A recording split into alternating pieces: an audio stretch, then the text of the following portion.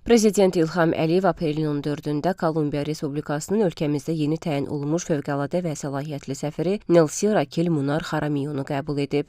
Səfir etimadnaməsini dövlətimizin başçısına təqdim etdi. Prezident İlham Əliyev səfirlə söhbət etdi. Dövlətimizin başçısı Azərbaycanla Kolumbiyanın coğrafi baxımından bir-birindən uzaq məsafədə yerləşməsinə baxmayaraq, ikitərəfli münasibətlərin yaxşı səviyyədə qurulduğunu dedi və müxtəlif sahələrdə əməkdaşlığı genişləndirməyin əhəmiyyətinə toxundu.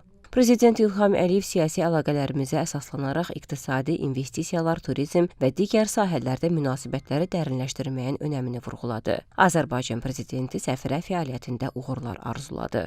Ölkəmizdə Kolumbiyanın ilk qadın səfiri olmasından şərəf hissi duyduğunu deyən Nelsi Raquel Munar Xaramiyo, siyasi dialoqu və əlaqələrimizi möhkəmləndirmək, həmçinin əməkdaşlıq üçün yeni imkanların aşkarlanması istiqamətində səylə çalışacağını bildirdi. Səfir Kolumbiya tərəfindən Azərbaycanda İspan dilinin təşviqi məqsədi ilə bu dilin tədrisi üzrə kursların təşkil olunduğunu, Azərbaycanlı tələbələrin və mütəxəssislərin bu proqramda fəal şəkildə iştirak etdiyini məmnunluqla vurğuladı. Söhbət zamanı ötən il Azərbaycanla Kolumbiya arasında asan xidmət modelinin bu ölkədə tətbiqi ilə bağlı anlaşma memorandumunun imzalandığı xatırlandı. Görüşdə Azərbaycanla Kolumbiya arasında kənd təsərrüfatı ərazilərin minalardan təmizlənməsi, təhsil, mədəniyyət və digər sahələrdə münasibətləri genişləndirməklə bağlı fikir mübadiləsi aparıldı.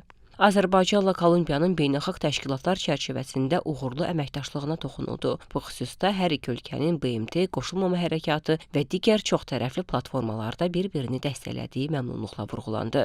Söhbət zamanı parlamentlərarası əməkdaşlığın möhkəmləndirilməsi, qarşılıqlı təmasların, həmçinin səfərlərin sayının artırılması və maraq doğuran digər məsələlər barədə fikir mübadiləsi aparıldı.